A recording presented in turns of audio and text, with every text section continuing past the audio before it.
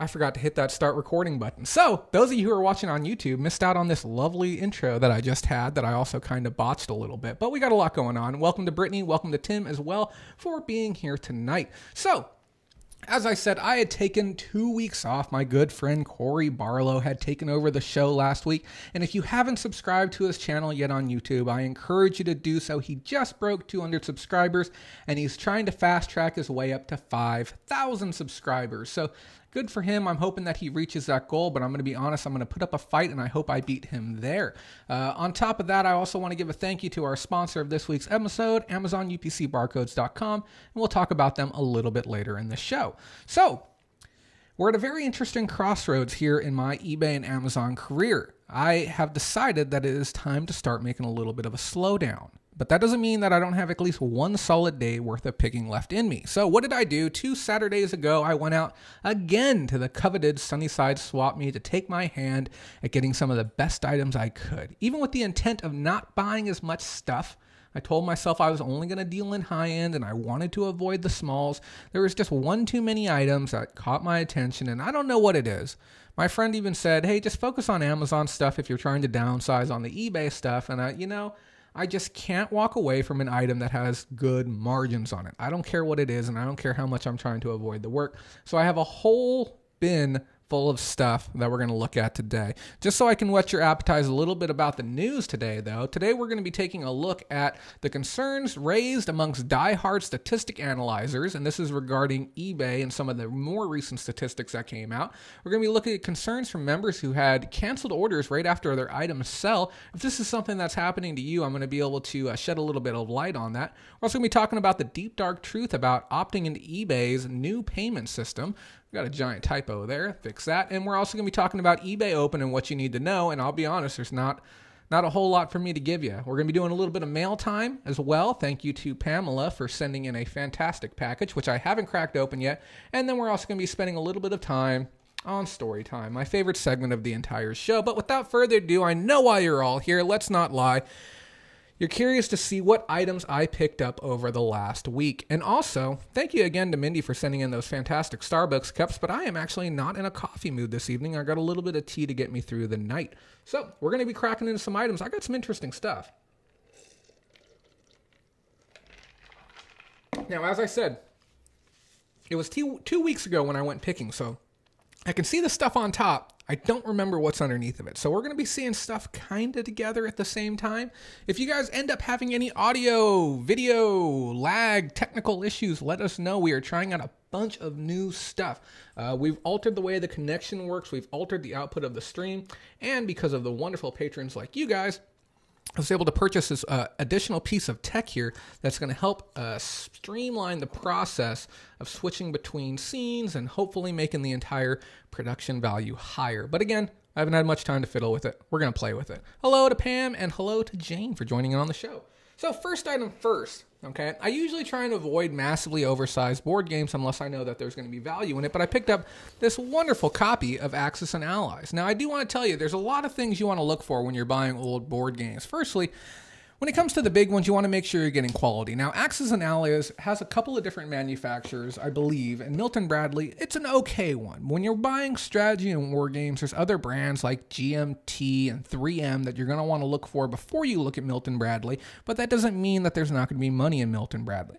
Now, the Axis and Allies franchise goes way back, and there's going to be value hidden inside of these boxes sometimes when you open them up. We're going to be looking for multiple boards, and you're going to be looking for lots of high-quality figures. And preferably, you're going to be looking for unpunched and unplayed chits and maps and scorecards and stuff to that effect. Now, when I picked this one up, it made a heck of a lot of noise, which means it hasn't been stored well. Generally speaking, when you're done with this game after you've been playing for about 3, 4, 5 hours, we already got an empty bin there on top. Most people don't want to take the time to put this stuff away. And it kind of shows a little bit. Yeah. So this is going to be an absolute nightmare to sort out and put together. But what I did like it is when I scooped this back, I was able to see, I'm going to try and show you without tipping this all over the ground. There's a bunch of play pieces inside of there, and then there's also the foam tray at the bottom. Here we go. Let's see if we can show it to you like this. See all those play pieces in there? And then there's also the foam tray. The tray's worth money. The pieces are worth money. The money is actually not worth money. I know that sounds weird. And then we also have the board game map. You always want to make sure that it matches the one that you're working with. But I'll be honest with you, I paid $1 for this. Ooh, that's crispy. That's a good noise. You want to hear that? Wait for it. Oh yeah, that is nice. So this one looks like it may have never even been played on, which is perfect for me. So when it comes to these, I usually piece these out. I'm not going to sell this whole thing together. There's not going to be enough money in that for me. But piecing it out, I plan to make a profit. How much that's going to be? $30, $40, $50. Again, I just couldn't pass by the opportunity to make some bucks. I'm going to actually toss this out right now because it's going to make it harder for me to close that box. And then I was explaining this to somebody else the other day. They just thought it was kind of ludicrous. But there's plenty of times when I'm going to buy items like this. I'm going to take about 80% of the contents and sell them individually and then just throw the rest away. And I know that sounds horrible, but if you know a board game collector or you have maybe you're part of that board game piece traders group, which is sometimes good to be in, unless you have an opportunity to trade it and do something with it, don't feel guilty about that. Sometimes it's just necessary to throw things like that away because there's a lot of sets out there that are missing pieces, and most times they're not missing boxes. The odds of you selling a box, especially a lower value one, is very, very slim comparative to your ability to sell pieces. And there's going to be plenty of opportunity on high-end games. We're talking board games that clock in at $125+ where you'll get a chance to sell a box. This isn't one of those scenarios. Let's move on to the next one. Now, I'm going to go ahead and give you a little bit of a warning here. I know some people are a little bit sensitive to seeing creepy looking dolls, and this is about as creepy as they get. I actually picked this up at a yard sale after I got dropped off from the swap meet. I went out with my friend Susan. She dropped me off back here, and I saw a yard sale up the street, and I ran up to catch up to my postman to drop off packages, and on the way back, get ready for it. Here's a very creepy doll. I managed to pick myself up a living dead doll. It actually even has the death certificate with it over here off to the side. There we go, that right there. And yeah, it's the full original box, which is really nice. They come in packaged inside these coffins. This is the actual outer portion.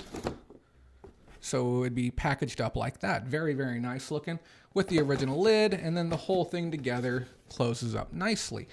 These Living Dead dolls are very, very popular. They go for anywhere between $40 to $60, and I'm sure there's some variants that are going to be worth more. I'm just kind of spitballing the average on these. If you're interested in this, let me know. Halloween's right around the corner. Now, the thing is, when I looked up this doll and I looked at completed, this is something I want you to take home with you. I want you to keep this in mind. There's no sales over the last 6 months. Now, obviously, certain items are going to be hyper seasonal, and I think this might be one of those types of situations, or it's potentially not the most popular of variants, or the person didn't stage it well. And we're going to be going into some suggestions later about titles and staging and why it's going to be so impactful for your eBay brand later. So I've been doing a lot of thinking about this whole show, and I want to make sure that we cover some core tenets. One, I want to make sure you guys are having a good time. I understand. Shows like this, when they're an hour to 2 hours long, if the pacing isn't there, if the content isn't there, you're not enjoying it, it's going to be very difficult to stay plugged in. First and foremost, I want to make sure you're having a good time. Two, I want to make sure that you're actually getting some quality education. You're getting something that you're not able to pick up elsewhere.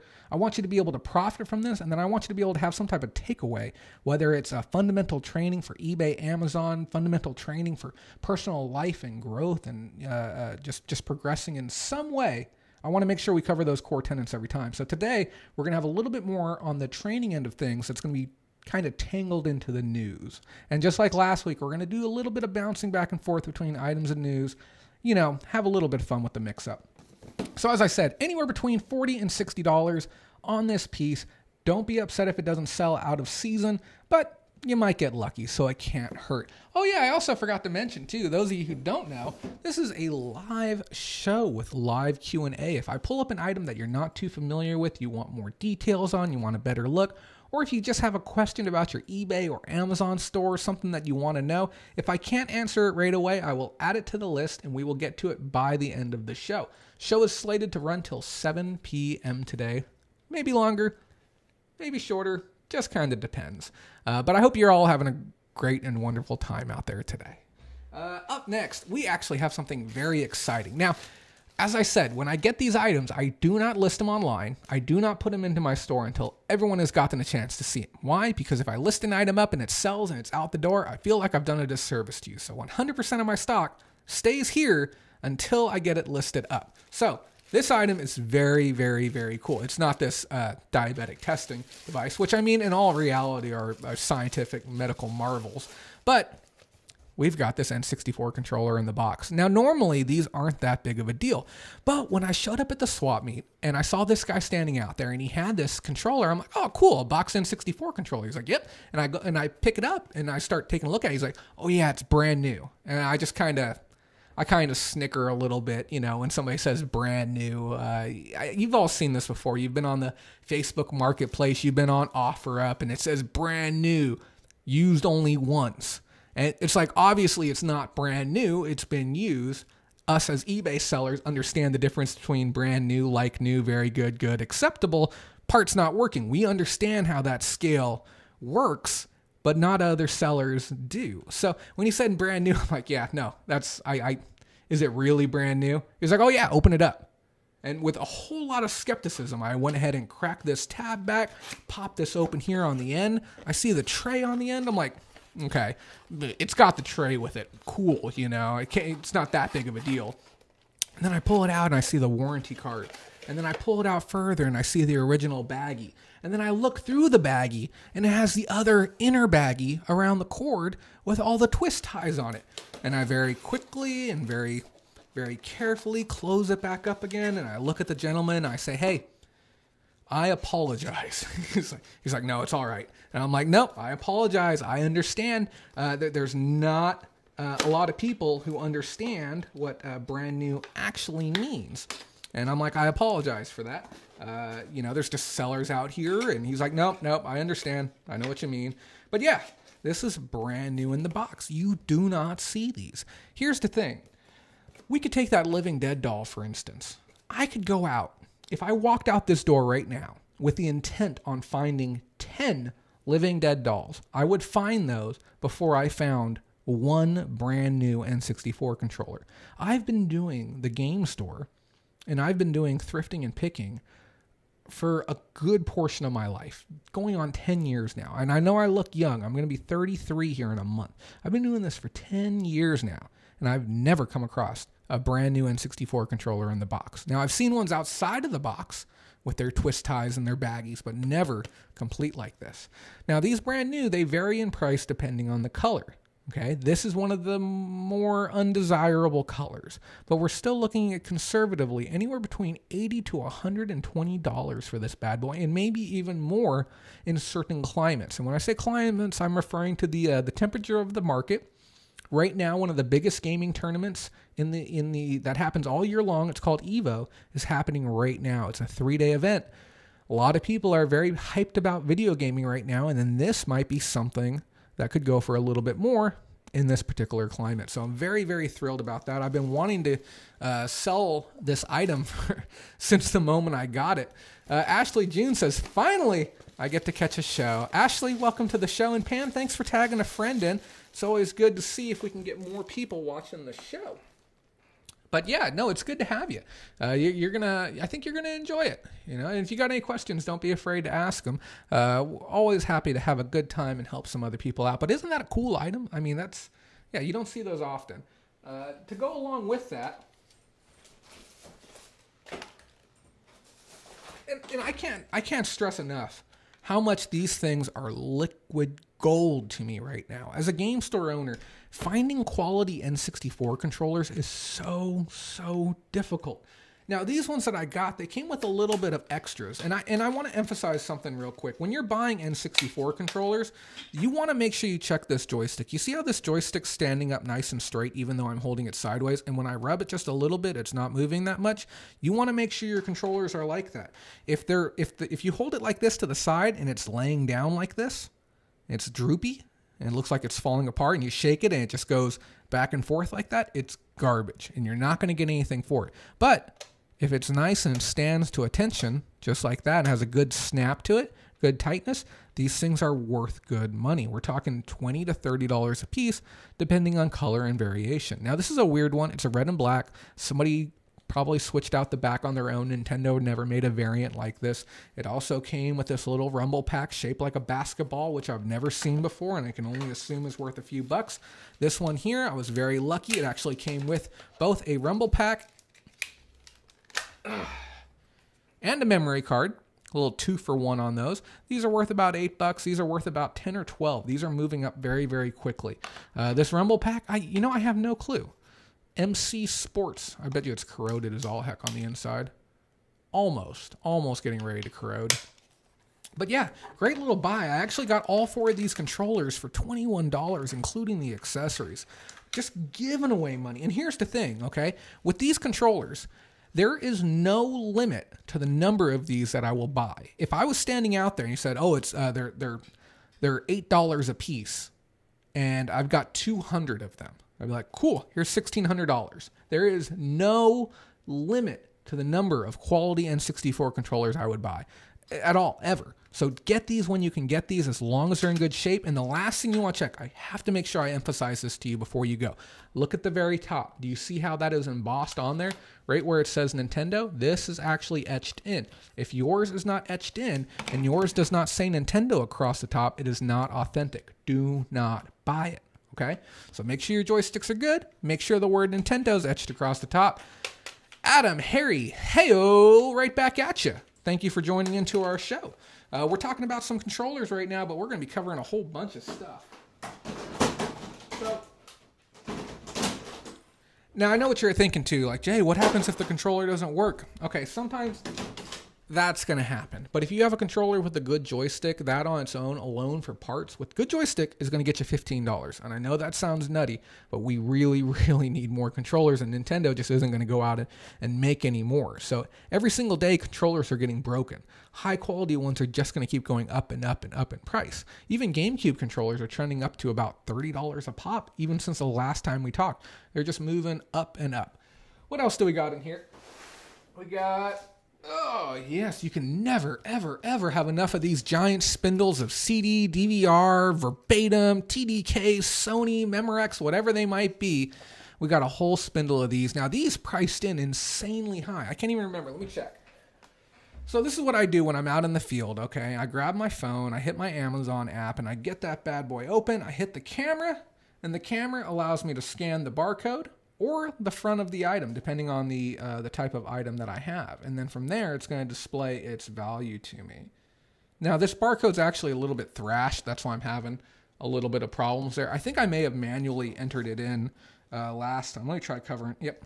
Sometimes when you have thrashed barcodes, or if they put a pen across the barcode, take your thumb and cover up the bad part of the barcode. And as long as you can see all the other lines, it'll go ahead and scan that in.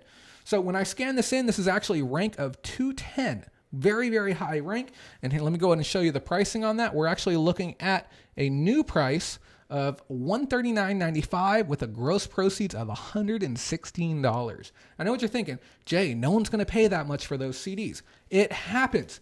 People pay that much for these CDs. These CDs would not be at rank 210 unless somebody was actually buying them. I will never walk by one of these without stopping and scanning them. So I paid $10 on these. That's over $100 gross profit on these one bale of CDs. Always look these up every single time. Now, the truth is some of them can get low. They can get around $30, $40, but if you're buying them for the right price, that is a more than fine return to be able to get. Adam Harry comments, I used to buy 100 discs of those like that for around $70 when CDRs were first released. I totally believe it. Yeah, CDRs, when they first came out, they were a premium thing. Me and my buddy Daniel, we were joking around about the fact that memory right now is so cheap. You can go to Walmart, get a 32 or 16 gig. I want to say 32 gigabyte a 32 gigabyte USB thumb drive for $5. $5.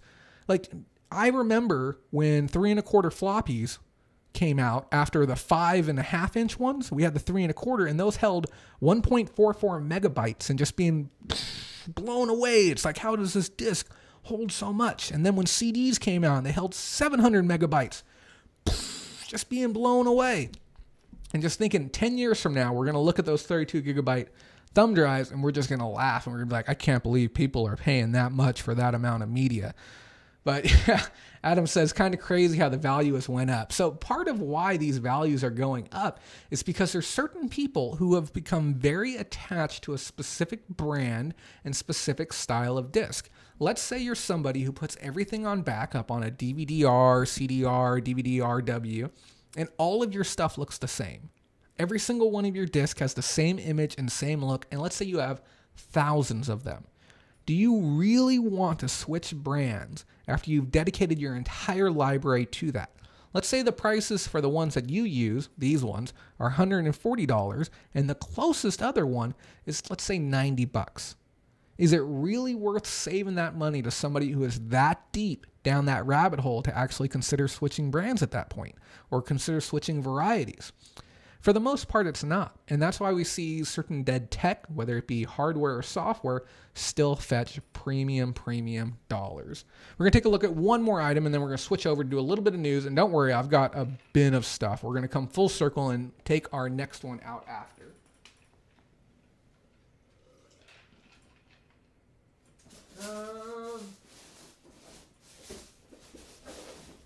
I guess this is a good enough item to button up this little set with.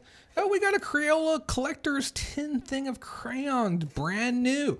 Now, the thing is with this, I didn't actually get a chance to look this up. I looked it up on Amazon, but if you guys didn't know, Crayola is restricted on Amazon. I never would have thought that what appeared to be a friendly brand would restrict their products on Amazon. I didn't think it was that big of a deal. These tins on average, you go anywhere from $20 to about $30. Some of the older ones that have some oddball colors can certainly go for a little bit more. These are always fun little, I don't know who's smearing the emoticons, but I appreciate it.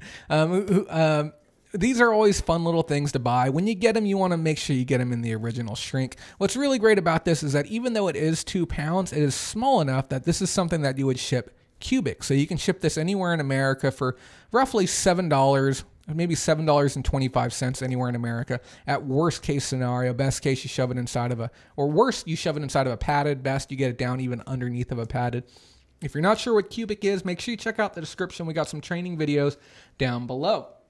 So we're going to cover a little bit of news, and I promise you we're going to get back to the items. So first up news story today is concerns raised amongst die-hard statistic analyzers. So what am I talking about? Okay, so new information leads many to believe that statistics could be the answer to the problem that eBay is having staying competitive in a very much so crowded marketplace.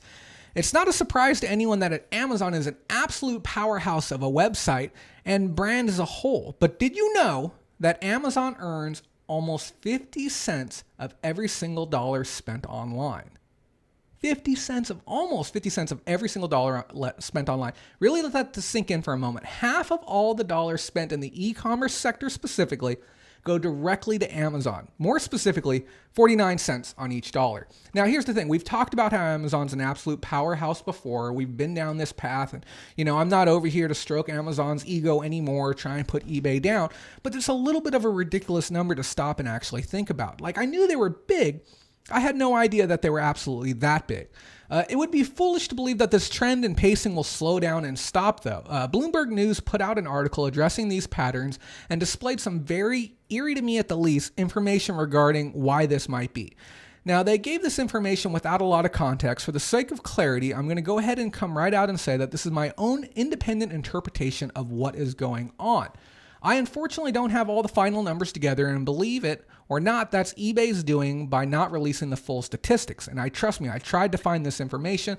I wasn't able to. They're very stingy right now because they've had a little bit of issues within the market recently.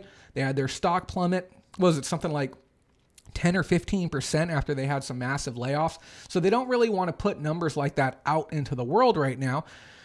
But we are seeing a worrying trend for eBay consumers. On average, Amazon as a whole gets 250% more traffic per month. This we knew already without knowing the exact numbers, but here's the issue. People are staying on eBay longer than they are staying on Amazon. I'm referring to the time from when the customer first logs in and starts shopping till when they leave. However, this in itself gives the false impression that buyers are finding more on eBay. The sad reality is buyers are spending more time on the site because they aren't finding what they are looking for. How do we know this? Well, when we dive deeper in and actually look at the actual conversion numbers, we come to learn that a higher percentage of people leave eBay without purchase opposed to Amazon. More time on the site with less traffic and lower sales. This as a whole is a recipe for disaster. I, however, have come up with some solutions to help overcome this issue, or at a minimum, make a small dent on your end to try and improve the situation. So we've talked about the situation for a while, but it was really, really revealing to me to see in actual chart form, and I don't have all of the charts, so I didn't want to put together a slideshow for you today, but to see in actual chart form the fact that more people are coming to, or more people now than ever are coming to eBay, and they're staying there for longer. Okay, think about that. So an average consumer, let's just say a customer comes to eBay and they stay on our site for 15 minutes for every 10 minutes that they stay on Amazon. That's very, very telling. They're staying there longer. And like I said, people are interpreting this incorrectly. They're saying, oh, if they're staying there longer, they must be purchasing more. But when we look on the back end, we come to learn they're not converting over to actual purchases. This leads back to that origin problem that I talked about, and I also brought up again with eBay for Business. I spent the better part of a half hour talking directly with eBay and their business department regarding the amount of counterfeit products that I see online.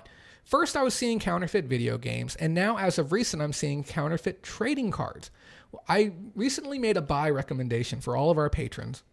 And those of you who don't know, a buy recommendation is when I say, hey, go and buy this stuff. If you go buy this and you don't turn a profit, I'll buy it right back off of you. That's how confident I am in these buys.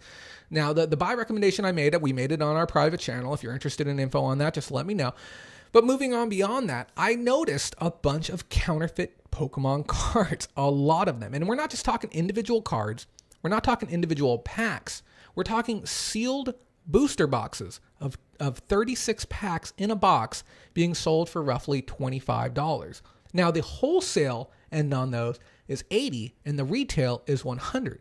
So whenever I see something with such a massive pricing discrepancy, it's a giant red flag. And I notified eBay and I told them, I'm like, hey, look at some of this stuff. This is ridiculous. How are you not catching this? And they say, well, we're doing our best to try and put a stop to online fraudulent sellers. And I tell them, it's like, I understand that you're making a profit right now, but we have to do more. Give me the opportunity to go through and I will flag every one of these listings for you. And they told me right back, they said, well, what you can do is you can go through and you can report all these listings.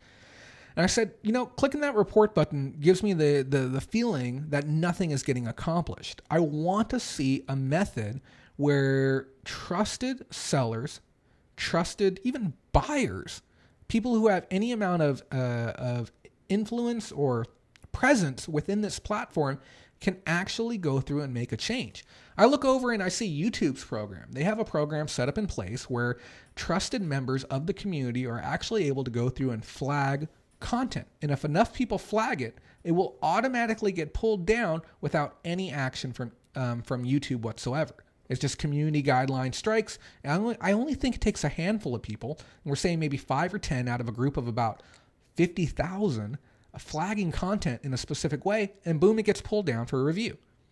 We need this on eBay as well. We need to have a way where if 10 people go in and they flag a specific listing, it automatically gets pulled down, and you need to challenge it to be able to get it back online again. Now, is there going to be issues with flagrant abuse? Yeah, but then you know what you do? You nix the abusers. But this is a better process than hoping that the marketplace improves. Now, why did I go off on this tangent? It's because, as I was saying before, people come to this site looking for a specific item. I remember a month and a half, 2 months ago, I came here and I said, I'm looking for a PlayStation 3 controller. All I want to do is buy one authentic, used PlayStation 3 controller. And after spending 20 minutes on the site and not being able to find what I was looking for, I just said, screw it. I don't want it badly enough, and I left without making a purchase. You go to a grocery store. I'm sure this may have happened to you at some point in time. You want a specific blank. Maybe you want a specific type of ice cream. You want a specific type of condiment. You want a specific type of candy. And, or you want like a variety. Like, I want chocolate. And you go to the chocolate section and boom, there's like 100 options. Maybe you want to do some type of home improvement. You like, I want new light switch panels. And you go in there and there's 100 different options. It becomes so overwhelming. You just say, screw it. It's not worth it. I don't even want it. And you walk away without anything. The same thing's happening on eBay right now. Without things implemented properly, like a trusted buy box where they're saying, okay, enough people have left 5-star reviews about this item, enough people have left 5-star reviews about this seller. We can say this is probably going to be okay. We can back it up on the back end and know that everything's going to be all right.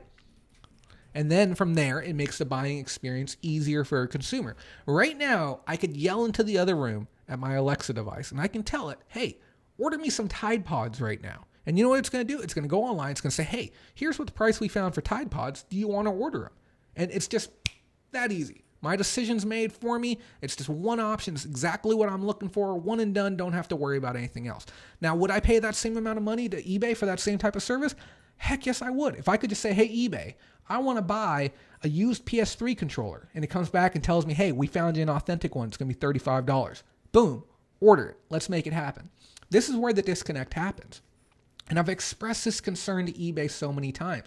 I say when you flood the marketplace with counterfeit, bootleg, and low-quality goods from foreign sellers, consumers lose confidence in what they're buying. Not only that, they lose confidence in the platform as a whole, okay? Buying and selling. They lose confidence the whole way through and through. So I've come up with some ideas, some creative ideas I thought that I could share with you guys, so that way we might be able to improve the quality of the platform, or at least help our stuff become just slightly more visible in a sea of counterfeit goods. And I really want you to take some of these points to heart here because I really do believe in them. So I wrote it out. First and foremost, increase the quality of your listings. People are staying longer because they simply can't find what they're looking for. So make improvements both on your titles as well as the minutia. Things like high quality first photos, making sure your listings are in the right categories, and trying to answer questions before they even need to be asked, which is generally the sign of a good salesman. Okay, so let's back it up a little bit here. So, as I said, people are staying on there for a while because they're genuinely and actively trying to find what they want. Now, if you can help them find what they're looking for by doing stuff on your end, it's going to increase your conversion and your sell-through rate, and it's going to increase the presence of the site as a whole. Oh, I'm sorry. Hold on one second, guys. We're having a little bit of a connection issue here.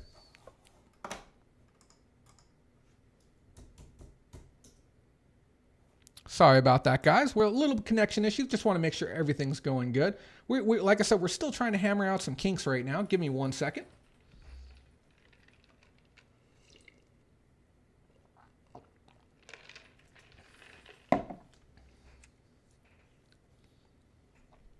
One more second, guys. Sorry about that. Looks like we're experiencing a little bit of technical issues as far as our connection is concerned. Just going to be waiting for that to catch up a little bit.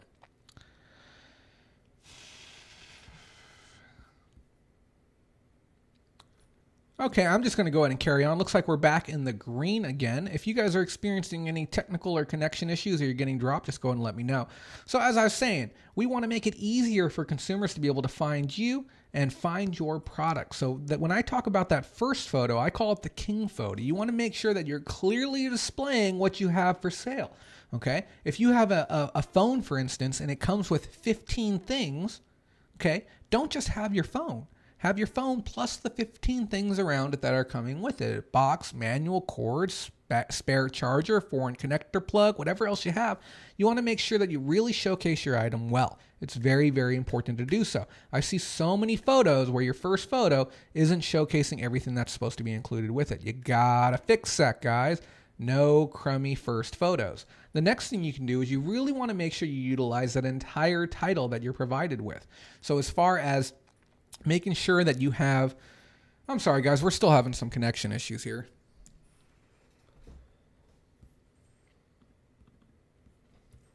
Yeah, we're going to try and get this resolved as best we can, as soon as we can. It's very taxing on this computer to be able to stream. I've tried spreading out the workload just a little bit. Give me one moment, guys. One moment. I will be right back. Give me 1 second.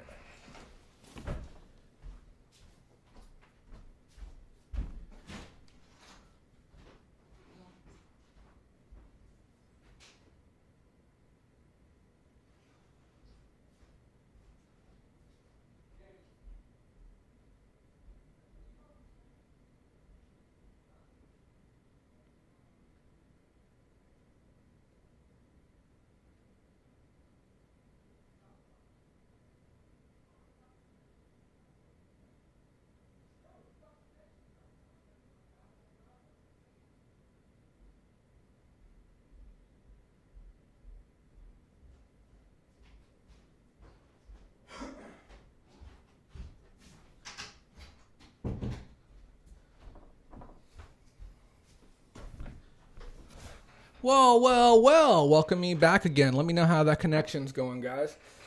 Terribly sorry for that. I had to explain to my roommate that streaming of any variety was really screwing up our connection here. So we're just going to go ahead and take one moment to get reset real quick, and then we'll get the show going. Okay. So I'm going to go ahead and carry on with the news. I know you guys are running on about a 15-second delay behind me. Terribly sorry about that.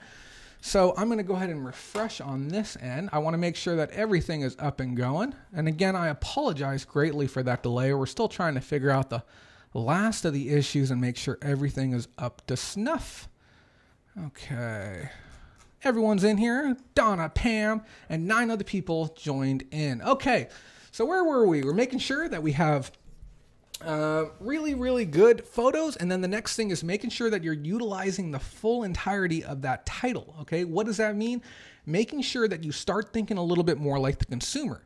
When I'm looking for a specific product, I have the way that I type it in. And you want to make sure that your title reflects how a consumer is going to search for an item. It's very difficult at times to give examples. Let's say I'm looking for something like this. Okay, this is a large pink tumbler that's insulated. Those are the words that I would use.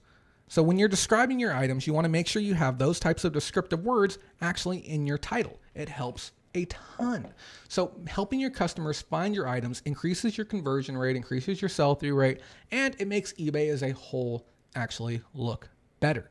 Okay, so the next one too is making sure that your item is in the right category. Sometimes when we choose the sell one like this option, we actually forget to go through and make sure that it is in the right category. When you steer your customer in the absolute wrong direction, if I'm out here looking for this cup and it's not in the correct categories, it's set up as a beverage. It could be in the wine and beverage gardening section opposed to being in the houseware goods, cups and tumblers section.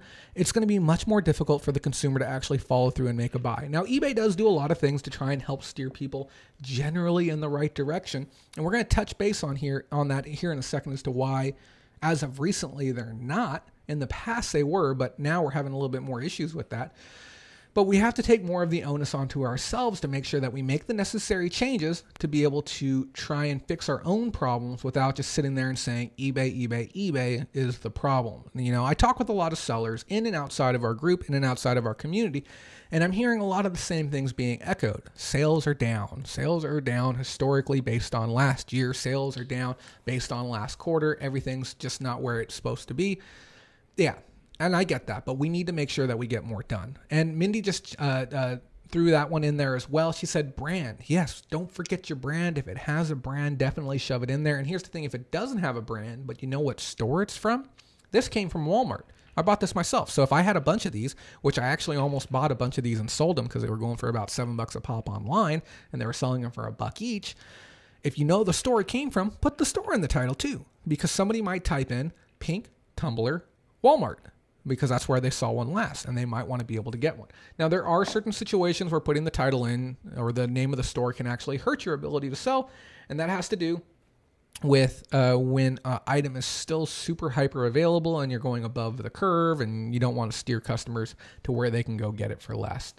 The next thing, make sure you take the time to report bad listings, whether they be counterfeit or prohibited. Strengthening the overall look and brand as a whole is important. And here's the thing. You can either report it directly to eBay for Business on Facebook, or if you can find the button, which it's getting tinier and tinier each year, click on the report button. Now, is it going to make a huge impact? Probably not. But I think as all of us as a whole, if we have the ability to start pressing that button a little more often, eBay might actually take the time to start looking into things, especially in specific categories, and try and do more. Right now, though, they're in a position where they're happy to make the money on whatever sells, whether it's real or not, and I think that needs to stop. I mean, it is fine in the short term as far as quarter-over-quarter growth, but it's really going to hurt the brand as a whole. eBay CEO himself even said he doesn't want it to look like a flea market anymore. Well, get rid of all the manufactured counterfeit garbage that's on the site, and it's going to start looking a heck of a lot better. You're going to have quality sellers come into the market with quality items and that are going to be displayed well, and people are going to be buying them and they're going to be satisfied with what they're getting. And the last thing is understanding that each customer contact is an opportunity to be an opportunity to be an ambassador for eBay, as well as the chance to close the sale. So whenever a customer contacts you and they're asking you a question, it's inherently a buying question, unless they're just prying for information on an item, which sometimes is the case, and you can kind of shoo them along. But if they're an actual avid and eager buyer, make sure you take that time to connect with them and talk with them and get them engaged and excited about what's going on. You know, talk with them and try and build that rapport with them and just make something happen on the platform where it might not otherwise. I try and be attentive to my phone. When I get an eBay message and somebody says, hey, could I get a measurement for this? Could I get color details on that? Could I get an extra picture of this at this angle? I try my hardest to be attentive to those needs. I had a customer the other day message me about a vacuum adapter for an old Hoover vacuum. It was like a fur adapter we showcased here on the show 3 months ago. And she wanted to know the dimensions of the outlet on it. So I went out to the garage. It was super hot. Took a picture of it with a ruler next to it, sent it to her. And she said, nope, sorry, that's not the one I'm looking for. I'm looking for a specific one because I had to return this one, yada, yada, yada. And it was just this long-winded explanation. I told her, I'm like, well, you know, I'm happy to have helped you, but it is like 125 degrees inside my garage. And just so you know, my store is on sale. A lot of stuff's 50% off. I'd appreciate it if you bought something. You know, she obviously didn't have to. She didn't have to buy anything, but she went on there and she bought a tie that I had on sale for $8. Now, is that going to work every single time? No. Was I pleasant, quick, professional, and attentive to her needs? Yes. And I think that's why she felt like, yeah, he helped me out. I'm going to make it a point to try and help him out. And she bought something. I even had a customer today. And today being Sunday, I was putting together my items that are going to be going out tomorrow, and I had an issue with a AV cable. I had the wrong one because I relisted an item, and I messaged the customer to let them know, like, hey, I got a different cable in here. I think it's a slightly better one. If that's going to be an issue, just let me know, and I can source you the one that was shown originally in the picture. And he says, thanks so much for messaging me. You're the first person to ever message me on eBay. And I said, wow. Cool. And he's like, yeah, that cable is going to be fine. And I said, okay, hey, appreciate it. But just so you know, I got a whole bunch of stuff on sale. Feel free to browse my store. You know, I might be able to cram some more in here and even save you a few bucks. Went through. Looks like you might be buying some more stuff off me today. And this is what I was talking about. Take that opportunity to try and make a few extra bucks. It's going to go a long, long way for you in the long run.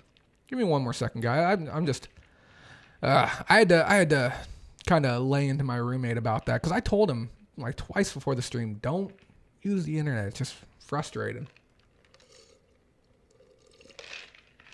I need some Jack Daniels for my tea right now is what I need. Let's go and take a look at some more items. I know I lose you guys when I get too far into the news, but I hope you enjoyed that segment on understanding the numbers that are happening with eBay. And I want to let you guys know, I'm trying to roll this into a bigger production. I'd like to do a half-hour show Monday through Thursday that you can just go on, view on YouTube, or if you want to watch it live on the group, you can, and then still do my 2-hour Sunday show. That's where I would like to be by January. So some of these segments we're putting together right now, you can kind of view them as what they would be if you went on YouTube to watch a segment. It would be a 20 to 30 minute segment that you could jump in, watch at your leisure. If it's a topic that you enjoy, you'd stick around for the whole thing. If it's a topic you didn't care about, you just move on and catch the next episode. So that's what we're trying to get to. If you enjoy this content, let me know. We'll keep it up. If not, we'll try some new stuff. I'm very flexible. Up next, we got some more CDs. I did really well with these verbatims last time. I had a spindle of verbatims that sold for over $100, so I went ahead and picked these ones up. That one completely got away from me. I meant to lay that on the other one. Let's take a peek at some more. I've got this really cool handful of toys. I don't even know why I bought so many of these.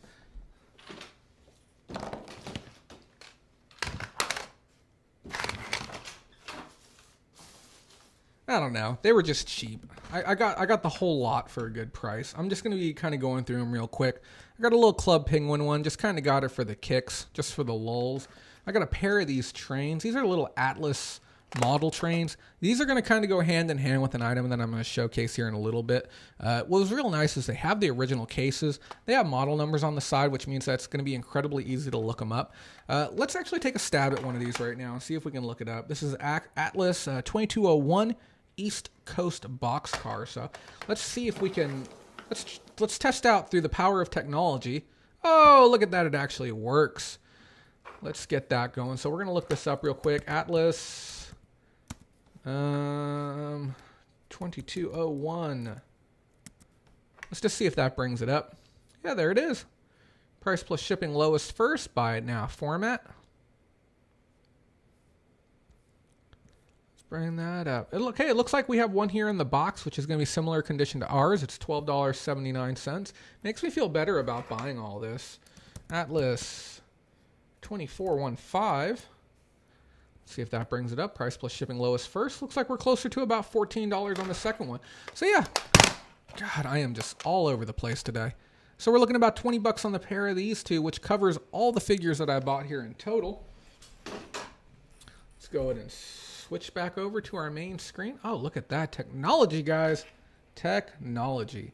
Okay, so I have I got a Superman figure. He's really, really weird looking.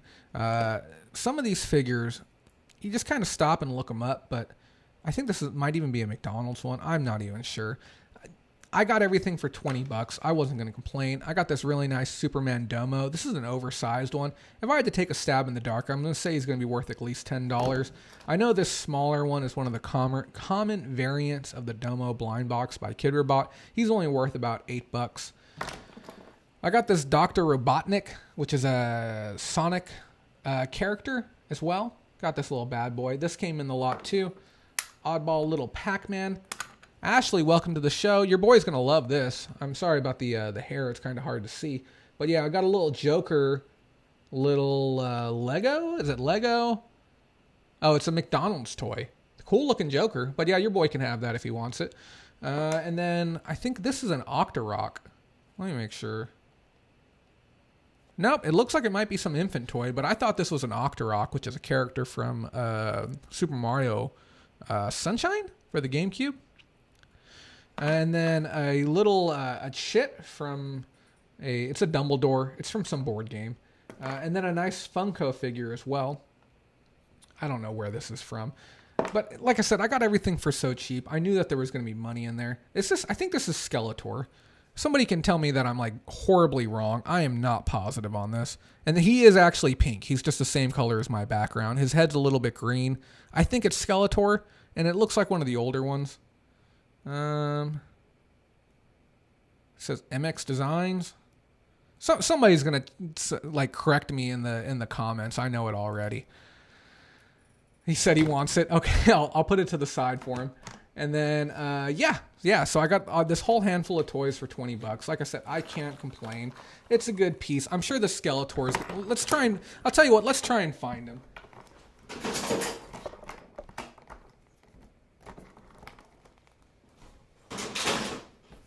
Let's see what he's worth. Let's get this going again.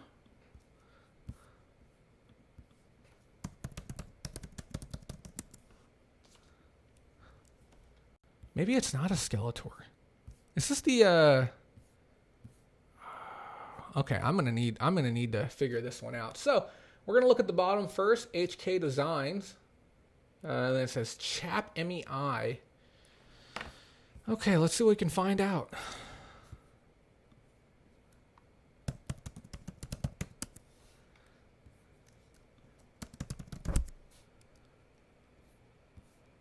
They make a lot of figures. Holy cow. They got some Star Wars stuff. I have no clue. We're going to have to circle back to this when we get a little more time. Maybe we can pop it into gallery view and locate it a little bit quicker. Let's try completed. Maybe it's a He-Man figure.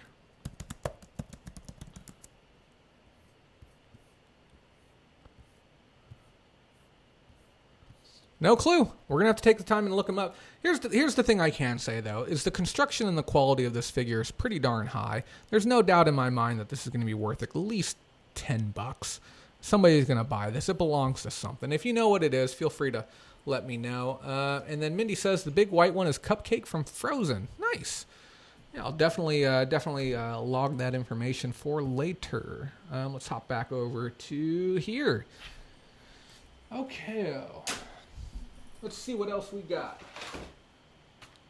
So, you guys have shown me these a few times over. I've seen the addition and the subtraction one. This is a touch and tell me multiplication. Basically, this is for kids. You press it down, and then it shows you the value of whatever you're pressing down. Just like that underneath of there. You can kind of see it through. It doesn't require batteries or anything, so parents love stuff like this. It's in pretty darn decent shape. I mean, it's not the best, but I believe these go for about $20, and especially with cubic shipping, you can fire these out the door for fairly easily. And I only paid $1 for this, so I can't complain. Again, easy money, really high return on investment. It's always great when you can get stuff for super cheap. Let's see what else we got, guys. I'm gonna queue up some music. I got really frustrated a second ago having to deal with my roommate. I had some choice words for him. I had to explain to him, I'm like, this is what I do for a living, Daniel. I'm like, I'm trying to get this show together so we can all learn a little bit. So we're gonna play a little background music while I look at the next few items and just try and relax a little bit. Okay. So along with those controllers, I also got an N64 console with the power brick. I got this for cheap too. I think I'm into it for about $10. When you buy these N64s, you want to pop the top open, take a look inside. This is just a purple sticker, but if it actually has a red pack on the inside, that red pack is worth about $30 right now. They're called expansion packs. It's a great way to turn what might be an average buy into a great buy. Now, it has the power cord with it. It has the video cord with it, which is the cheaper of the two cords. If you have the power cord, this nice big beefy brick in here, that's worth about $15 on its own, as long as it's a name brand one too. We do have it. I did get it with it. So between that on its own, it's going to cover the cost. But a console with power and video that's fully functional is going for about $40, $50 right now on eBay. Not bad. I'm actually going to be shoveling this one locally because I don't know. I got a need for more of these, especially with all the new controllers that I got. And if you guys are wondering what I'm doing, every time I lean off screen, I'm placing something into a bin so that I can process it later. Let's take a look at some more. So this is wrapped up and I don't remember what this is. Like I said, it's been over 2 weeks since I bought a lot of this stuff. Let's take a look at some of these comments real quick. Mindy says, you can sell figures as cake toppers. That's very, very true. This is, again, another one of those wonderful examples of using keywords in your titles to better direct customers to things that they are looking for. Pam reiterates that. Great cake toppers. We did that with Pokemon birthday cake and loved it. Yeah, it's absolutely fantastic. Fantastic addition to the discussion. Let's see what we got in here. I genuinely don't remember what's in here. Oh, I remember now. I remember. Which one of you guys is going to want to buy this off of me? And I will sell this to you at cost if you're interested in this. We have uranium glass. You can't see it because it's the background. Let me see if I can do this just for a second. Okay, this is just my green screen. That way I can show you guys. These are uranium glass salt and pepper shakers. And then while I got you here, I've also got this beautiful uranium glass salt and or pepper shaker as well. Isn't that just a wonderful little piece right there? So yeah, I wanted to switch the screen over so that I was going to be able to show you. See, we look at it on this screen, it looks like nothing. Kristen, welcome to the show. Long time no see. So yeah, fantastic pieces. If you're in the market for these, let me know. I can tell you right now that this pair on its own is worth about $20. This one on its own is probably worth about $15 by itself. It just has a lot more artistic flair and style to it. And I'll be happy to sell these to any patron at cost. I believe I'm into all three of these for I'm into these for $5 for all three of them. So if you're interested, just let me know. Let's take a peek at what else we got. And Kristen, you missed out. We had some really, really cute toys. We even had some Frozen stuff that I think Delilah would have absolutely loved. Just remind me and I'll show you after the show if you'd like. Let's take a peek. Oh, I got more toys. Because I know we got a bunch of kiddos watching too. That's the other thing. We got families that like to tune in and their kiddos like to watch. So I've got this whole, I feel like Santa, like poor Santa with my trash bag full of toys here. So we got this oversized, super cute Mickey Zoom Zoom, spelled Tsum, Tsum. Look how adorable that is.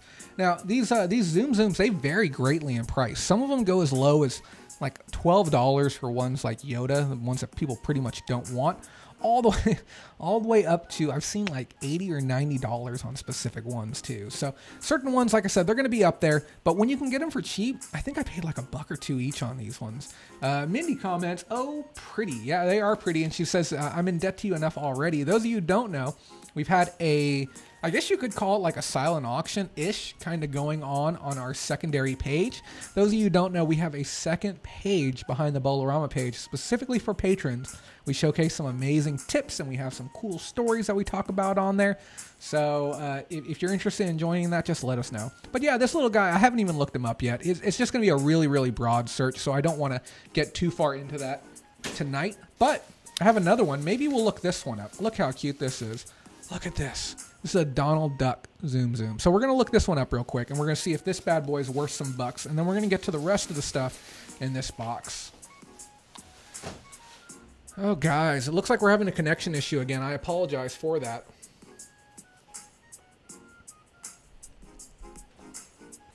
Sorry, guys. I'm going to talk with my ISP and see what we can do about upping our bandwidth quality. We may need to lower our output as well. So let's see if we can find this.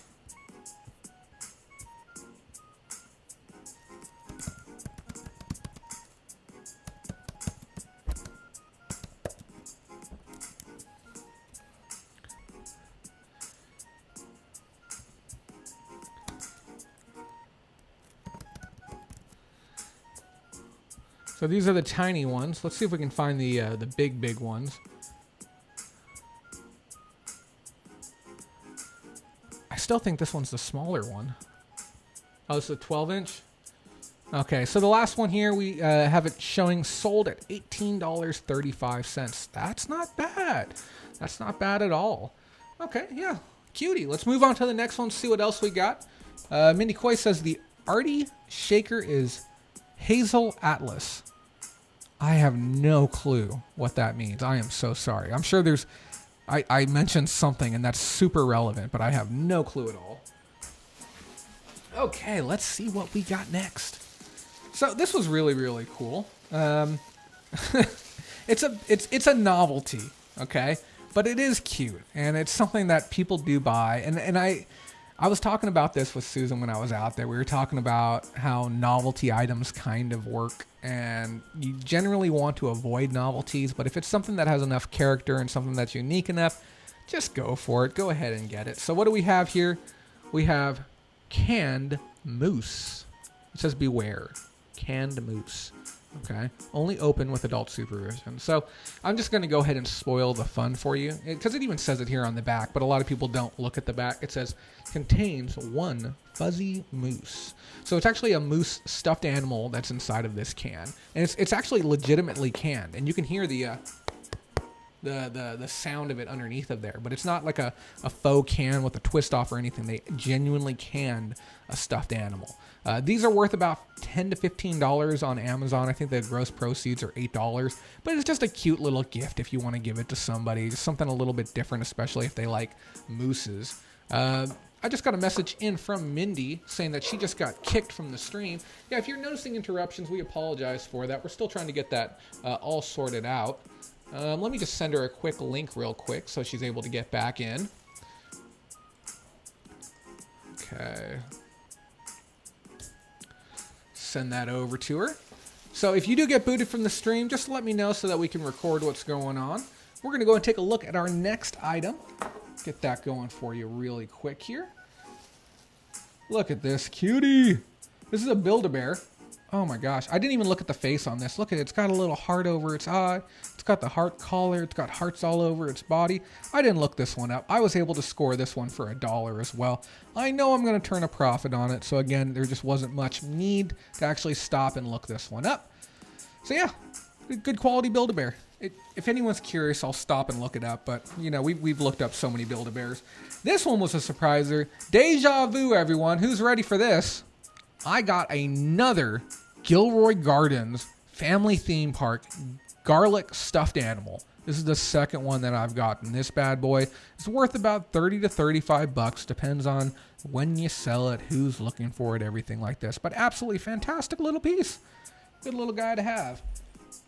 And we're not going to go into him further because, like I said, we got one of him last week. Up next, we got another little zoom. This guy I might just end up selling with the other one. Put the two of them together, get it shifted out a little bit quicker. I paid 50 cents on him. And then let me get some of this stuff out of this bag. Is hot. It's just laying on my lap.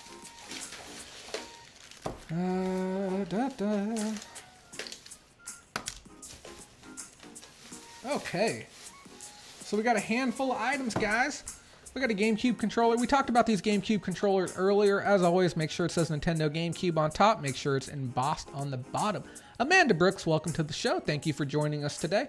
So yeah, absolutely good value on this. I think I paid $4. And like I said, these are trending between $25 and $30 for name brand in good condition with no damage or defects. And then I also got this very, very beautiful Smoke. I want to say PlayStation 2. Yeah, PlayStation 2, it's a DualShock 2 controller. I showcased one of these for the PlayStation 1 that was a clear color, not a smoke color earlier in the week. That clear one I got 20 bucks on. I went above the average because the photo was so nice. This one's going to be a little bit closer to 25, maybe even as much as 30 if I can get a really, really beautiful photo on it, which I believe I can. Now, while I was out there, too, I always try and look underneath of the tables. And when I say out there, I'm referring to the swap meet. Because while I was there, I saw a Hispanic gentleman who I've done business with many times now. And he had a bin of stuff laying on the ground. And I looked through the bin, and it just was essentially trash. And inside of that bin, I found this really nice Tetris box for the original NES.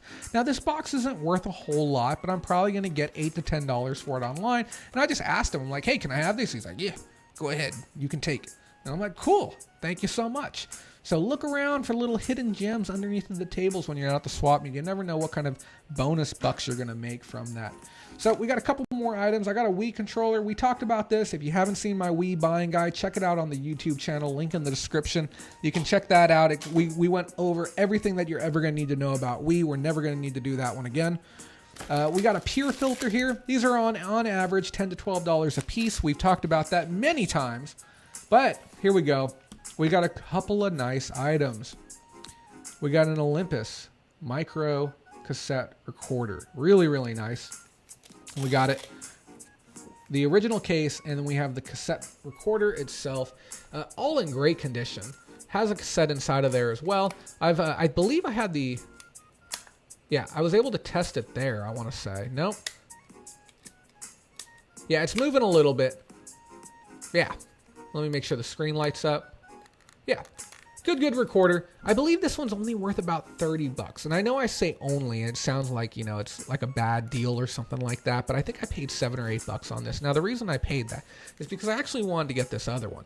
Now, this one, this is a really, really nice one. This is a hard to get one as well. It has its original case with it, which is very, very nice. This is full metal body construction on this pearl quarter right here. This is a very, very valuable one. Now, it's not often that I stumble across these ones that are actually worth some money. This one is close to $100 on eBay right now, consistently. Even one of these for parts is up over around $40 right now, too. So I cannot complain with the value on this one. Mindy Coy says that Build-A-Bear has sold comps around $15. That's not bad either. But yeah, this pearl quarter, awesome deal. Let me see if it has, I don't think it has any batteries inside of it. You know, if we have the, oh, it does. Uh-oh. Let's see if we can steal the batteries from this other one and actually see if this bad boy works while I got it live on air here. Nope, maybe. Nope, this one doesn't have batteries. How was this move? Oh, you know what it was? I thought this one had batteries in it because the mechanical part up here was moving and it wasn't actually using power to move, which explains why I was having difficulty getting the bottom half to light up. We'll follow up on these ones. But like I said, between the two of them, we're looking at about $150 worth of total value if everything works. If everything doesn't work, we're still looking at about $60 or $70 in value. Again, cannot complain. Easy money. Mindy says one Build-A-Bear also went for $20. And you know, Mindy, I'm going to aim for the high end on those two numbers. So hopefully we'll make that happen. So I'm going to pause here for a second on the items. We still got plenty of items behind me. I think when I say plenty, I can't we have some items left behind me. We're going to take a look at another one of our news articles right now. You can get that pulled up. Like I said, as always, this is a live Q&A. If you guys have any questions, feel free to ask them, and I'll do my best to answer them for you. I've got to drink some more water, guys. Something about talking nonstop for 2 hours makes you fairly thirsty.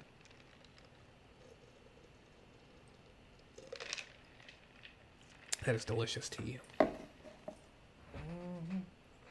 Looks like I sold something too. Very nice. Okay. So, for our next little news article, the deep, dark truth about opting into eBay's new payment system. So we've talked about this for a long time now. The conversion over to Adyen, the new payment processor, or basically eBay's attempt to bring all payment solutions in-house.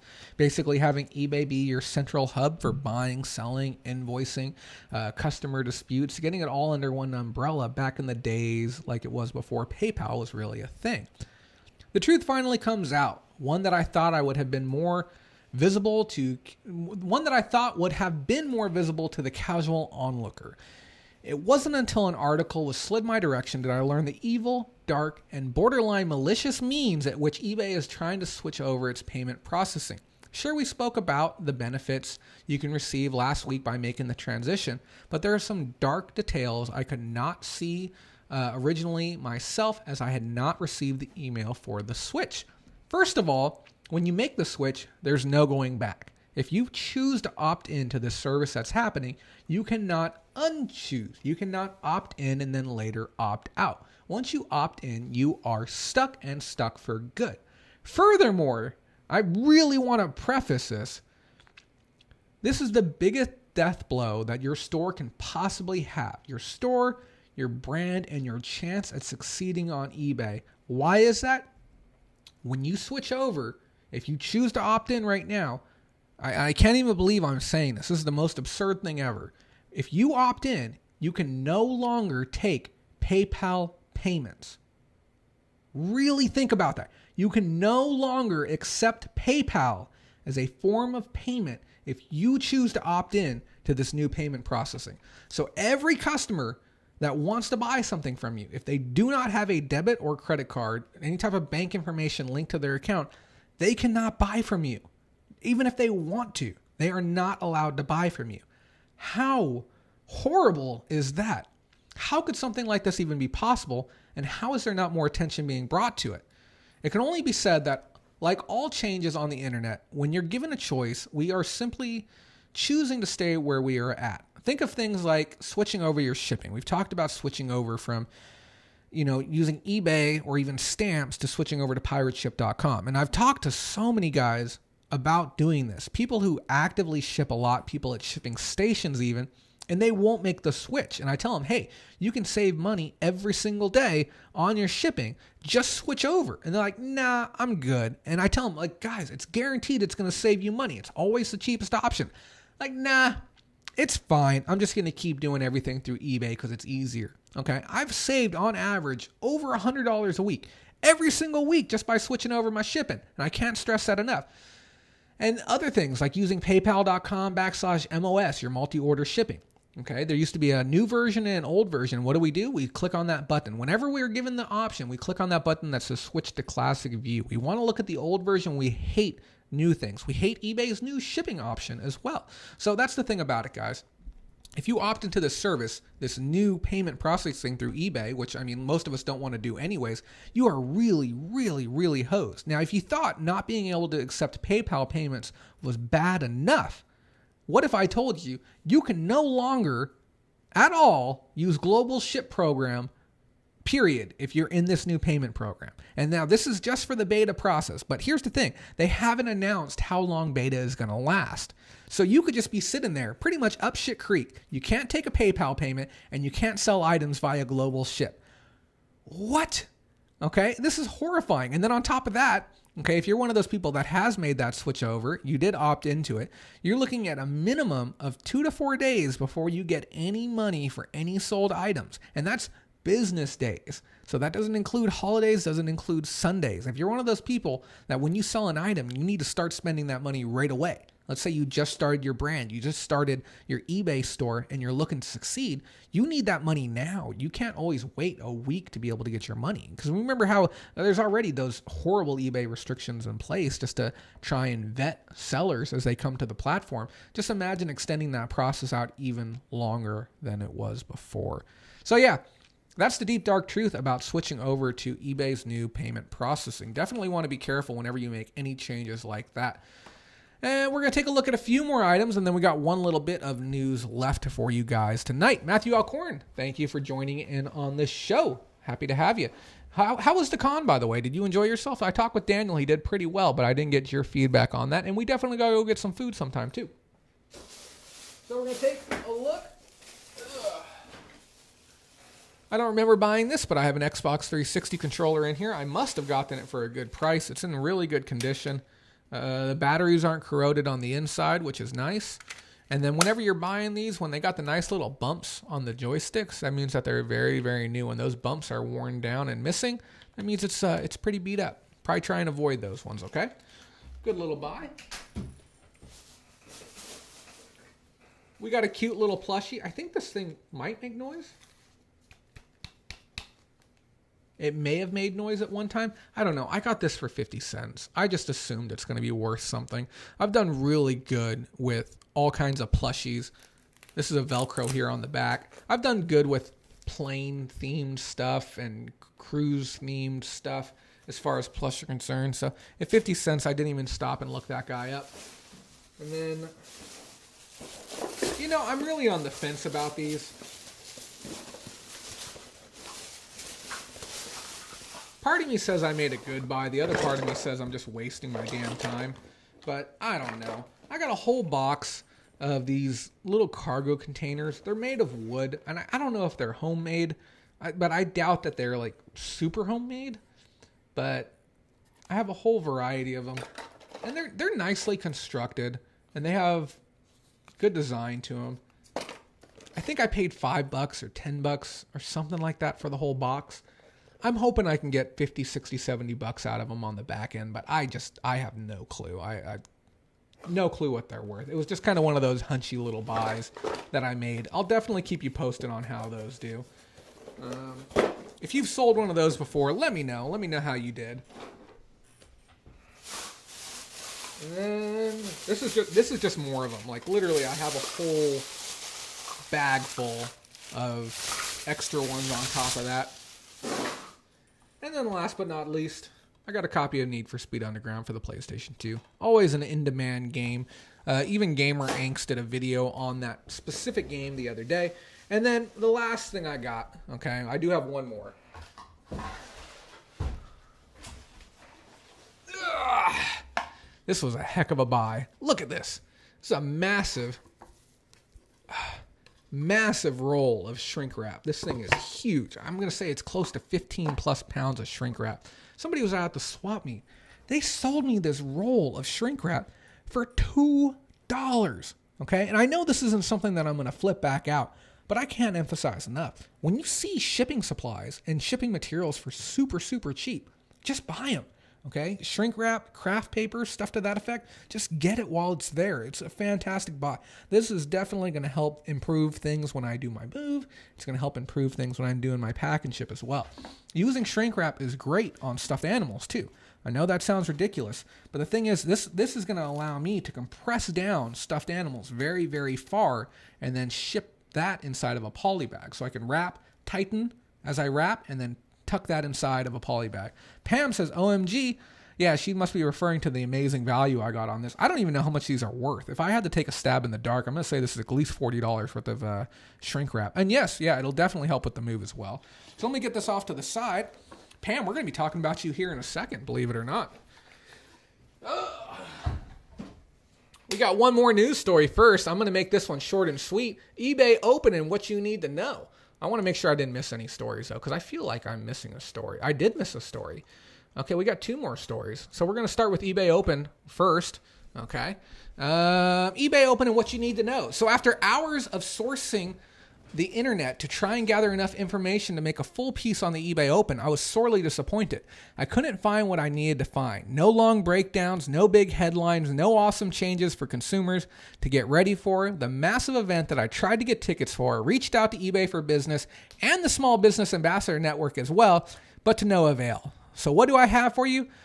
Well, we learned that you can now have multi-user logins onto a single Amazon or on a single eBay account, just like Amazon.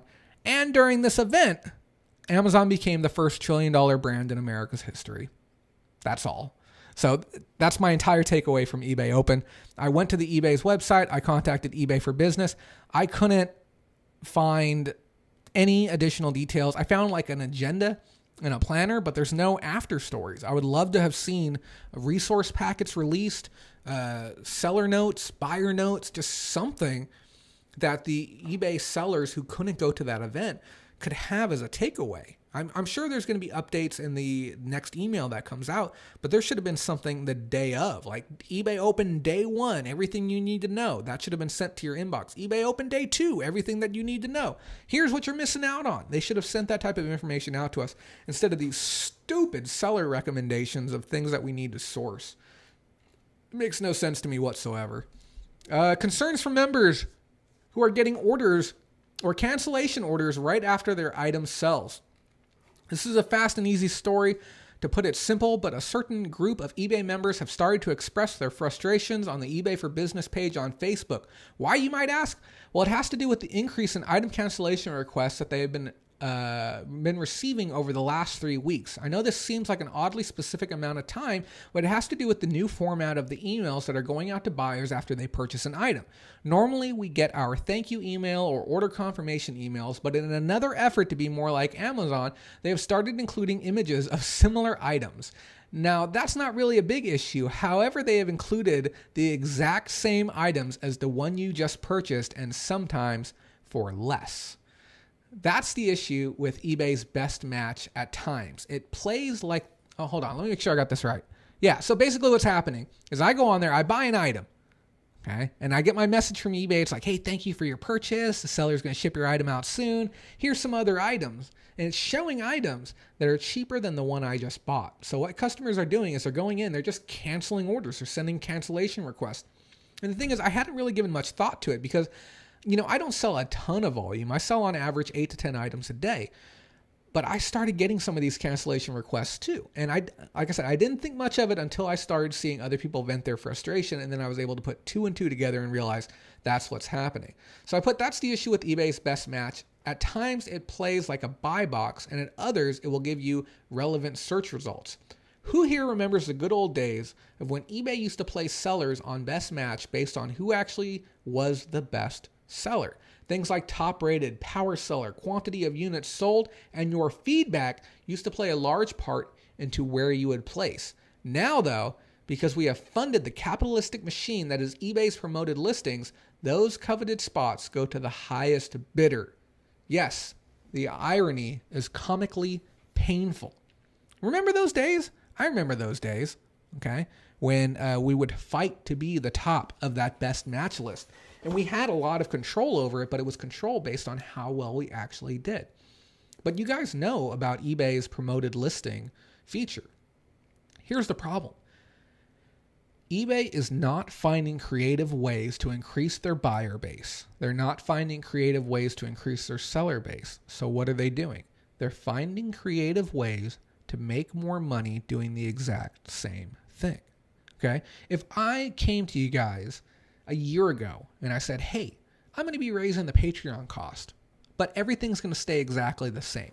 Don't expect a higher quality of a show. Don't expect nice equipment. Don't expect private sales and auctions. You don't get anything extra.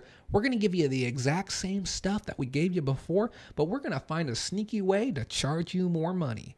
Okay? How is that even close to fair? Okay? And here's the thing. We're feeding into it. We're promoting our listings. And it's not because we want to, but it's because of the way that eBay has set things up. We kind of have to keep our listings relevant. All it takes is eBay just putting their thumb down on everyone who chooses not to use promoted listings, which is pretty much what's happening. If I'm there and I'm spending my 1%, which I tell everyone that you should probably just do the 1% just so that you're included in what's going on. Everyone who isn't spending their 1% is essentially being suppressed right now. But here's the thing. We saw it when it first launched. eBay's representatives contacted some of us larger sellers. If you were a bronze, silver, gold power seller, you received a phone call saying, hey, have you heard about eBay promoted listings? We're going to give you a chance to try it out. We're going to give you $100 worth of credit. And here's the thing, $100. I'm going to get $100 worth of free advertising and marketing? Holy cow. But the reality was that $100 was worthless. That $100 was a trick. That $100 was to say, you know what, let's go ahead and give him his first hit for free. Okay, and I don't want to go too far off on a druggy tangent here, but let's just go in and give him his first score for free. Let's give him a little taste of it. See how he likes it. See if he enjoys his improved sales, his improved ranks. Let's go ahead and see if we can get this guy hooked on the stuff.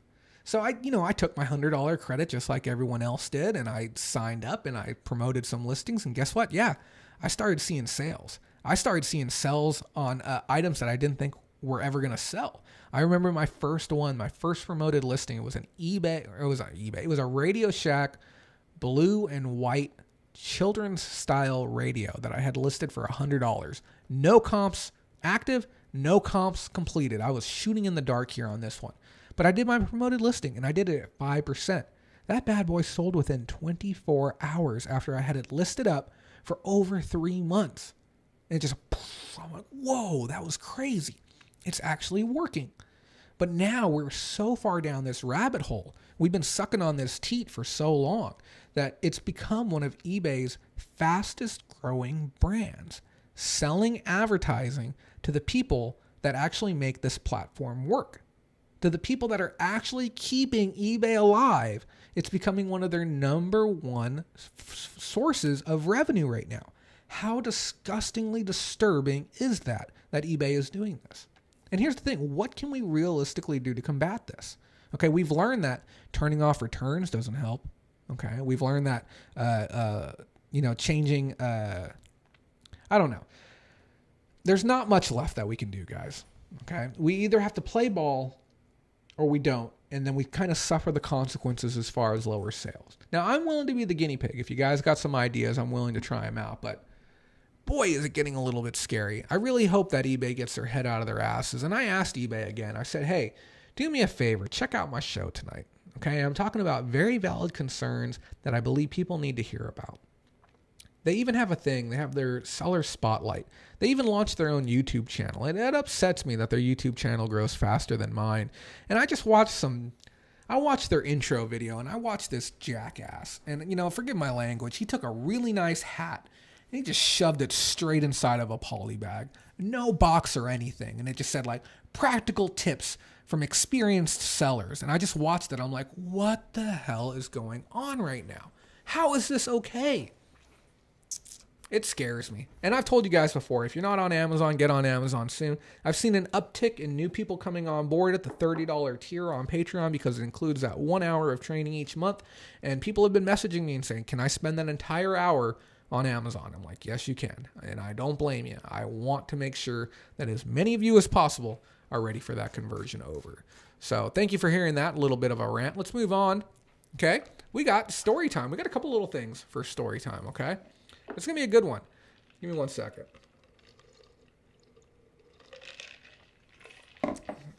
Mindy Coy says, yeah, I was there. Mindy remembers those days. Pepperidge Farm remembers. Okay, let's see. We have got a mystery box from my good friend, Pam. Just more specifically, I'll make sure I get this last initial. Pam B. Okay. Donna Lockwood says, so my listings are suppressed. I have never done promoted. I don't think I should have to pay extra. I'm already paying a lot. I agree, Donna. You are already paying a lot. So definitely send me a message after the show, and I'm going to show you how eBay promoted works. Most of us are doing a 1% across the board, which I know it's unfortunate, but it's going to help you increase your sales just a little bit. But as long as you use some of those practical things that we talked about earlier in the show, that's going to help the most. But yeah, definitely reach out to me. So Pam sent me this lovely box, and now I did black out her address because I'm a very nice guy like that. And she said, don't make fun of her packaging. We call this a Franken box. It's when you put two boxes together and you have to make some type of longer box. And firstly, I want to say thank you so much for sending this in. Now, I know this is a mystery box, and I was supposed to be paying for this, but she offered to just go ahead and give it to me. I can't remember why, but if it's good, I'm going to be paying for it. And I want to just specify here, I have no idea what's inside of this box. It could be full of chicken eggs that I should have opened weeks ago, but I have no clue. So we're going to cut into this bad boy. We're going to see what we got going on inside of here. Now, I got the impression that not only did she tape this, but she may have actually used the adhesive flaps underneath of here. I'm running on a 15-second delay, so I'm sure we'll see that comment here in just 1 second. Yep, she definitely did. So I'm going to go ahead and we're going to manhandle the end of this here.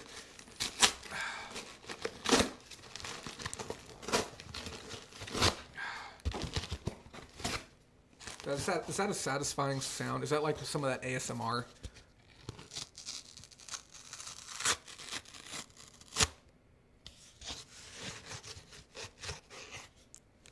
Quality. Pam says yes. Mindy says, took it off 3 days of no sales and put promoted back on. Yeah, we're gonna experiment. We're gonna play around. Welcome to the show. I'm sorry I cannot pronounce your name. I know you are a new member who just joined recently, so thank you for tuning in and welcome to the show. So we got some stuff in here. We got some stuff that's polybagged up. We're gonna get this. We're gonna start there, okay? It feels plushy and it feels creepy. Okay, you know what? We're gonna make a little game of this, okay? Because I know my plush incredibly well. I'm gonna say that this is. Oh, this feels like one of those. Oh, what is it? It's not a Gerber baby. What is it? I can't even remember. It's the really popular. I can't remember. I know exactly what this is. Oh, nope. I was completely wrong. What are those babies? You guys know what I'm talking about. Yeah, this is a Rugrats. I believe his name is not. It's not Stewie. What is it? I can't even remember.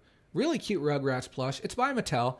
Very nice piece. And just so we have a little more context, she sent this to me as a mystery box that I could buy and then sell the stuff online in turn for a profit. So if I had to take a guess at this guy, he's probably going to be worth at least $10 to $12. Might be a little bit closer to $15. Very cool piece. And just by feeling this one, I'm going to say this is going to be of the same breed and same variety. Maybe the sister? Maybe. And I really like your lavender poly bags. Oh, nope. It's... God, what's his name? I feel so horrible. It's not... Is it Chucky? Is it Chucky is his name? This one's actually in really, really good shape. I've actually never seen this one before. Tommy. Is it Tommy Pickles? I'm having such a hard time remembering this. This is in really, really good shape, though. I can tell that this yeah, and it's an official one, too. It says Viacom here on the back. Yeah, this is really, really nice. Yeah, he's probably going to be worth more than Tommy. Some of these sub-characters are a little bit harder to find. Very, very cool, though. Really, really good condition. I'm like borderline thinking that that's like maybe a personal item or something. That is in great shape. And that's from 1997. So for its age, it's in great shape. Let's see what we got next. See, everyone should be thanking Pam right now because we got bonus items because of Pam. We wouldn't have any items right now if it wasn't for her. And if you guys want to send some stuff into the show, you can either send in stuff that you just want me to have. You can send in stuff you want me to like mystery box out or talk about and review, or you can just send in stuff if you need help appraising, understanding, stuff like that. Pam says she sourced it, and Chucky Fenster. Let's be honest here. Nobody knew his last name. Ashley, you had to have Googled that to get that last name. What do we have here? Oh, this looks like one of those Atari flashbacks. It's an Atari flashback number 3. I believe Atari has made 5 different iterations of this now. So the unit itself is a great little buy because you can just kind of flip this out. It's its own little piece. It weighs less than a pound, which means it gets to go out first class. If I know my stuff correctly, this is worth about $15 online. But I'm going to go ahead and let's double down. I'm going to say $16.99 free shipping. let's go ahead and take a look online and see how close to the mark I am. Atari Flashback. And we're going to be looking for price plus shipping lowest first, buy it now format, active listening. Price plus shipping lowest first, buy it now. Okay. Looks like with the controllers. Wow. Okay, that's a little bit cheaper than I would have thought it. It looks like it's about $14 complete. Yeah, so these ones have definitely come down since the Atari Flashback 5 came out. Let's take a look at the Flashback 5. This one with the shipping, it's $17.95. So I was a little bit closer, but at the same time, I was still grossly incorrect. Okay, so put that off to the side here. And I got reason to believe that she may have included the rest of the stuff with it. We do have what appears to be a controller. Says, I think this is the cord for a controller. Or the power. I want to say no, but we'll find out.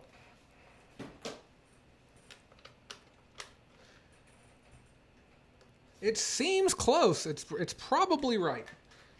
So let's see if we got anything other than the other controller in here. We do. We have one additional item. So we have the two controllers. Thank you for including the controllers on there. I don't know how good the ROI is going to be on that after shipping when you include everything together. It's honest to God, the best play on that is going to be to break that apart. So you sell the two controllers as standalone pieces. You go $10 a pop on them. Then you have the unit on its own probably for about $12. And that way the person who just needs the one controller or they need just the one unit is going to buy it. So we got Operation Enduring Freedom hat. I'm just going to go ahead and assume you got this for me. It says U.S. Services Brigade. Very, very nice hat.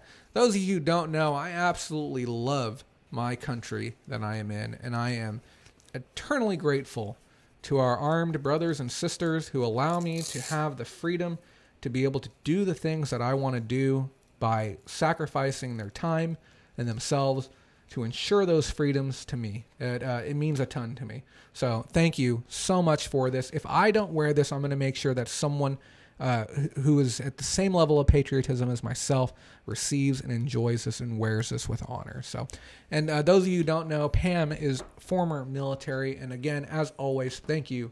And everyone who's watching who's military, thank you all for your service and what you do for our country. It means the world to me.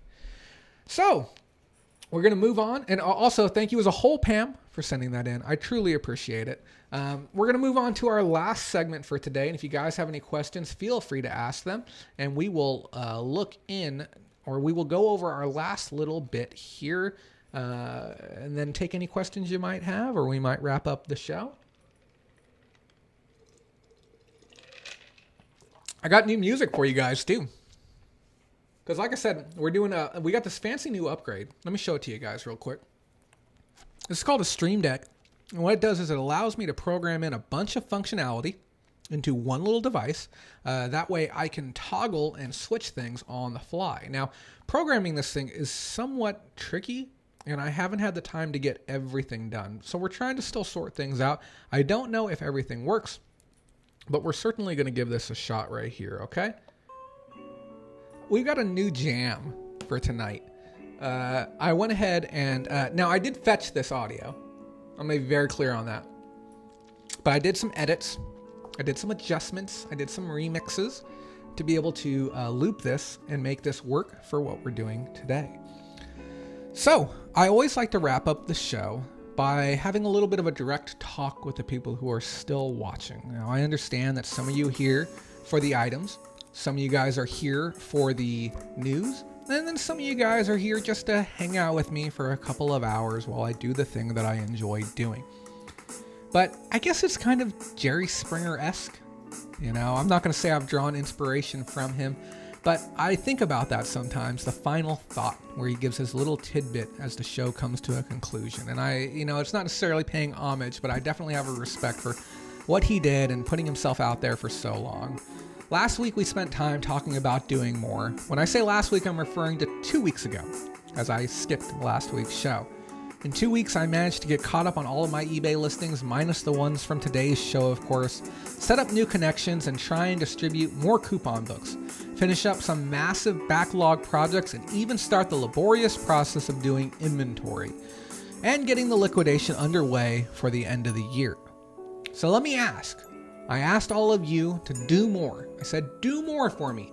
Put in that extra 20 minutes, that extra 30 minutes at the end of each day, and see what you can truly get accomplished. I asked you to push just a little more and try and increase your revenues and your margins and your profitability. But also, I asked you to do a little more for you. I said, take some personal time, do a little more that you enjoy doing, and just kind of make the most of it. So what did you do in 2 weeks? I know I can say that I did quite a bit, and I've got a lot more ahead of me. This batch of items today is going to be the last batch of items you're going to see from me until January. And I know that's a long time from now. We're looking at about 3.5 to 4 months. But the reason is, I'm moving at the end of the year. Am I moving locally? Am I moving out of town? I don't know. But I can't continue to source at the same time that I'm liquidating.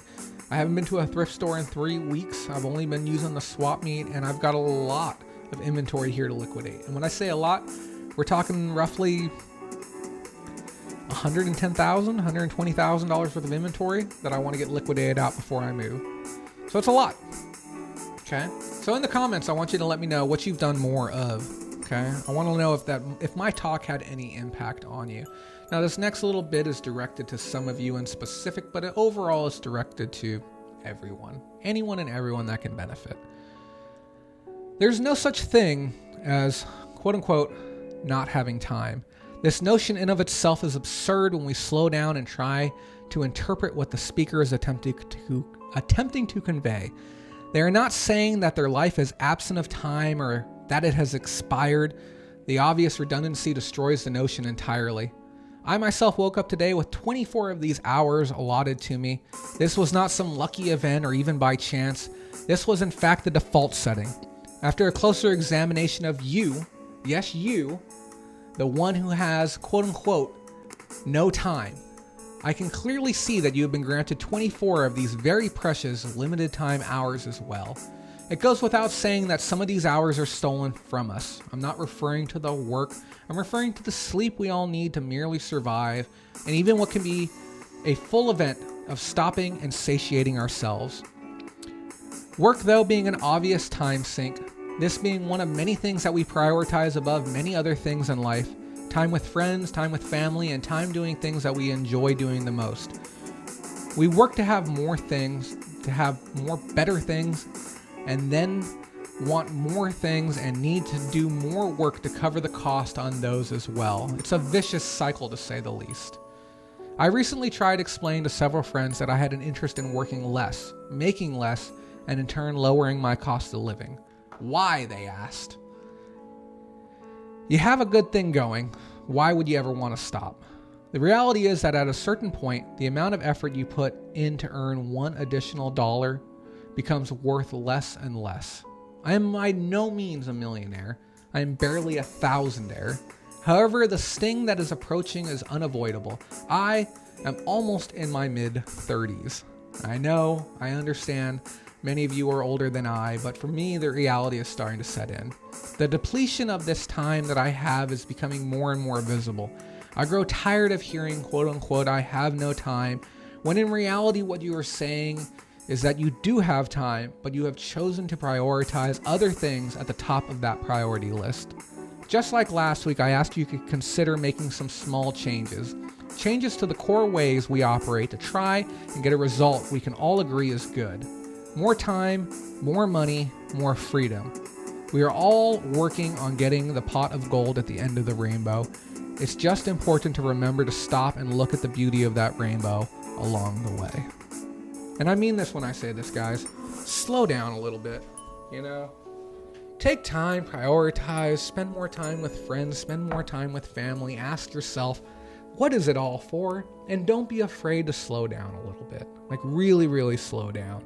And stop and enjoy the view on that rainbow and stop and enjoy the fruits of your labor. It's very, very easy to get wrapped up in the money of all of this and just the process, but slow down a little. It's thoroughly worth it. That's the end of my story time for today. Okay. few more bits before we go. As I said before, this is a live Q&A. If you have any questions, don't be afraid to ask them right now. Laura Pelly, thank you for joining in on the show. I'm going to stop and do a sponsor ad read while I give you guys an opportunity to ask any questions you might have. Thank you so much to our sponsor, AmazonUPCBarcodes.com. We're going to have a commercial put together for them here soon. They're the number one source of UPC barcodes online right now, and you can use them for Amazon. You can use them for personal needs. They're all GS1 registered as well, which is really great. You don't have to pay any monthly fees or yearly fees on them. And if you're starting out on Amazon, you need some assistance utilizing those barcodes, all you got to do is give them a ring and let them know. Now, if you visit the website, AmazonUPCBarcodes.com, and you punch in promo code BOLO, B-O-L-O, you're going to get 10% off your order, and you're going to help support the show. Now, here's the thing. I know we stressed this earlier. I might be chopping this up, though. If you're watching this later for some reason, make sure you join our Facebook group, Facebook.com/groups/Pickers Lounge. If you want to support the show, which we would love, we are so close to reaching our funding goal. Our funding goal is $400 a month. I know, it seems like a lot. I'm not asking you for $400. I'm asking everyone together to help us get there. We are very close. I think we're only about $74 off of being able to call this show break even and be able to cover our cost every month. Those of you who don't know, preparing a show like this takes about 7 or 8 hours every Sunday to get this put together, and we're just trying to streamline that down a little bit. If you want to help support the show, patreon.com/Bolorama, and if you haven't considered it yet, consider maybe upgrading your sub. On top of that, if you want to give us a one-time donation, PayPal at jaysgameshack@yahoo.com. That's going to be everything for today's show, guys. I want to guys and gals. I'm sorry, I can't speak right now. I want to thank all of you for taking the time out of your day to be here. And I want to let you know before you go, I have fixed the outro. I believe I have. So when I press this little button, we're all going to see a beautiful little outro that I had to update today because all of you guys are so special to me, and I've included you in there. So one more time, I want to thank all the patrons for being a part of this journey with me as we move forward, and I am so excited to see where the rest of this year goes, and I'm so excited to see where your guys' stores go as well. I look forward to seeing you guys next week. Thanks so much for tuning in. Thank you so much for taking the time to listen to me tonight. Have a wonderful night, and remember, if you don't make that money, someone else will. Have a great night, guys.